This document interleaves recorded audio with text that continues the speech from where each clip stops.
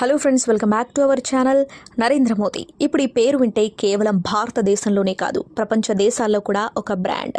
2014లో తొలిసారి ప్రధానిగా బాధ్యతలు చేపట్టిన నరేంద్ర మోదీ ఆ తర్వాత జరిగిన 2019 ఎన్నికల్లో మరోసారి గెలిచి రెండోసారి ప్రధానిగా ఎన్నికయ్యారు.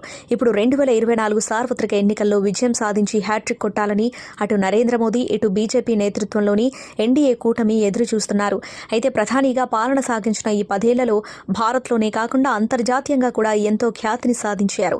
పూర్తి వివరాలు తెలుసుకునేందుకు వీడియోను స్కిప్ చేయకుండా ఎండు వరకు చూడండి. ఈ క్రమంలోనే చాలా దేశాలు తమ దేశ అత్యున్నత జాతీయ పురస్కారాలను ప్రధాని నరేంద్ర మోదీకి బహూకరించాయి. ద్వైపాక్షిక, ప్రాంతీయ, గ్లోబల్తో సహా వివిధ స్థాయిల్లో ప్రధాని నరేంద్ర మోదీ నాయకత్వానికి గుర్తింపుగా వివిధ దేశాలు ఆయనకు అత్యున్నత జాతీయ అవార్డులను అందుకున్నారు. 2014లో ప్రధాని నరేంద్ర మోదీ బాధ్యతలు స్వీకరించినప్పటి నుంచి 14 దేశాల అత్యున్నత జాతీయ అవార్డులను అందుకున్న వారని కేంద్ర ప్రభుత్వం రాజ్యసభకు వెల్లడించింది. విదేశాంగ శాఖ సహాయ మంత్రి వి మురళీధరన్ ఒక ప్రశ్నకు సమాధానమిచ్చారు. 2018లో ఐక్యరాజ్య సమితి అత్యున్నత పర్యావరణ అవార్డును ప్రధాని మోదీ అందుకున్నారని మురళీధర్ వెల్లడించారు.